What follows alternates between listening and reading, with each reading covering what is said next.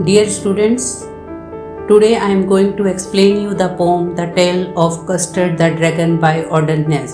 Student, we are going to enjoy a funny yet meaningful poem called The Tale of Custard the Dragon. It is about a little girl named Belinda and her very unusual pets, a black kitten named Ink, a grey mouse named Blink, a yellow dog named Mustard, and a dragon named Custard. All of them claim to be brave, except Custard, who openly admit he is coward and always ask for a safe cage. One day, a pirate attacks their house.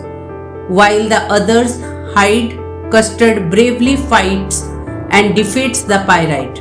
But after the danger is gone, everyone again starts boasting about their bravery, and Custard quietly returns to his humble nature.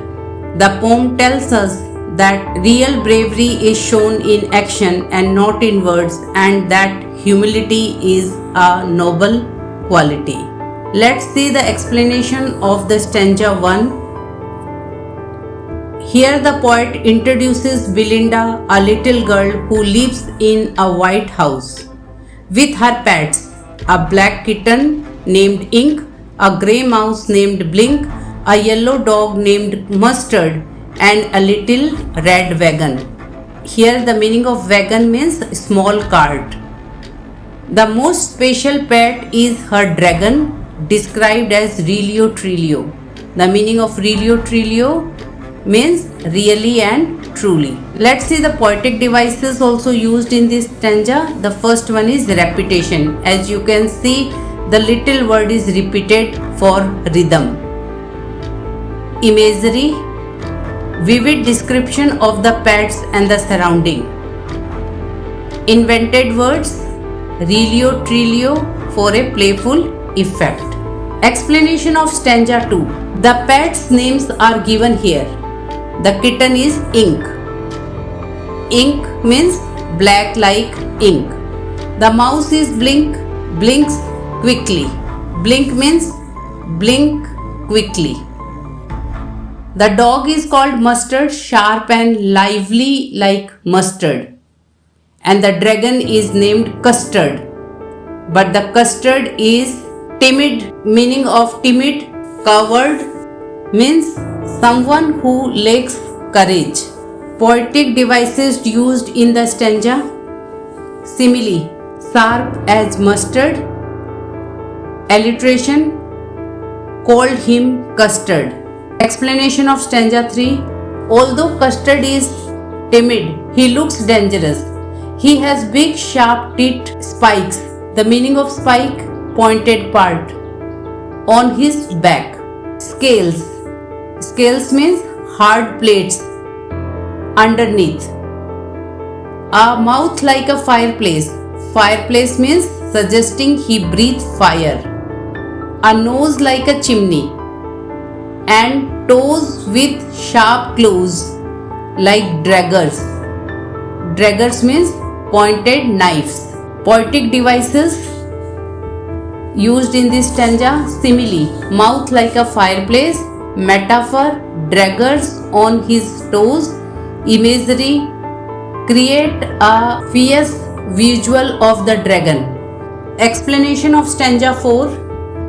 Belinda is compared to being as brave as a barrel full of beers. Meaning of barrel full of beers? Extremely brave. Ink and Blink are so daring that they could chase lions downstairs. Mustard is compared to a furious tiger, but Custard, instead of boasting, simply asks for a safe cage. Poetic devices used in this stanza. Simile, as brave as barrel full of beers, as brave as a tiger in a race. Hyperbole, exaggerated bravery of Ink and Blink. Stanza 5. Belinda would tickle Custard a lot. Tickle means unmerciful, means without mercy. Ink, Blink and Mustard would tease him by calling him Percival. Percival means a knight in legends used here as sarcasm. They all laughed together in the red wagon at Custard, making fun of his cowardly nature. Poetic devices used in this stanza: repetition, relio trilio, illusion. Percival referred to a legendary knight. Stanza 6. Belinda laughed so much that it seemed like the whole house was shaking. Blink made a tiny sound, wick, the sound of mouse giggle. Ink and Mustard teased Custard about his age as if mocking his lack of courage. But Custard again asked for a safe cage. Poetic devices used in this: onomatopoeia, wick imitates mouse sound. Repetition, nice safe cage, appears again. Stanza 7. Suddenly a nasty sound is heard. Mustard growled, Ink cried, meowed, and Belinda exclaimed, "Oh, a pyrite," the meaning of pyrite, a sea robber, is seen climbing in through the window. Here window means window, said in a playful way. Poetic devices used in this: onomatopoeia, meowch, oh. Stanza 8. The pyrite was armed with a pistol, meaning of pistol, a gun, in each hand, a cutlass. Cutlass means a short sword in his teeth, had a black beard and one wooden leg.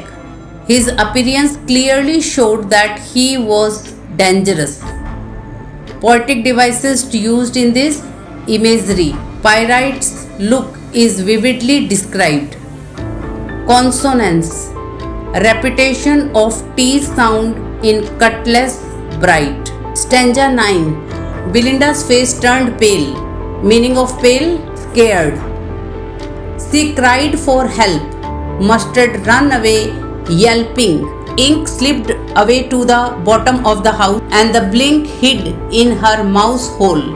Everyone was scared. Poetic devices used in this: imagery, describing their fearful actions. Personification, gives human-like planning to Blink. Stanza 10. Here comes the twist. Custard, the so-called coward, jumps up and starts fighting. He snores. Snores means breathe out loudly. How he breathes? Like a steam engine. His tail makes a loud clunking sound, like chains in a prison, making a lot of noise. He attacks the pyrite just like a bird attacks a worm. Poetic devices used in this: simile, like an engine, like a robin at a worm. Robin means the name of a bird. Onomatopoeia, clatter, clunk. Onomatopoeia, poetic device, is related to the sound. So here the clatter and clunk sound is mentioned. Stanza 11. The pyrite was shocked to see the dragon. He drank gorg. Gorg means alcohol, from a flagon. Flagon means jug. He fired 2 bullets, but both missed. Custard immediately gobbled. Gobbled means ate. Custard immediately ate him up completely. Poetic devices used in this: imagery, pyrite, reaction and defeat. Alliteration, gobbled him, every bite. Stanza 12. Explanation. After Custard victory, Belinda hugs him, Mustard licks him, and Ink and Blink danced around happily. Nobody feels sad for the pyrite. They are all celebrating. Poetic devices used in this stanza: alliteration, giggled in glee. Imagery, joyful celebration. Explanation of stanza 13. Now after the danger is over, Mustard claims that he would have been braver if he hadn't been nervous. Ink and Blink also say that they would have been 3 times as brave. Poetic devices used in this stanza: irony. They were hiding earlier but now talk about bravery. Stanza 14. Life goes back to normal. Belinda still lives with all her pets and the red wagon. The custard remains her Relio Trilio pet dragon. Poetic devices used in this one: repetition. Brings back the opening lines for closure. Stanza 15. Custard is still crying for a nice safe cage. Even after proving his bravery, Custard is still humble and keeps asking for a safe cage. Poetic devices used in this stanza: repetition. Reinforces Custard's humble nature. Irony. The bravest of all still call himself a coward. Let's see the final summary of the poem. So student, the tale of Custard the dragon shows us that people who talk less and stay humble can be the bravest when it really matters. Bragging does not make you brave, your action do. If you like the explanation, don't forget to like, share and subscribe. Thank you.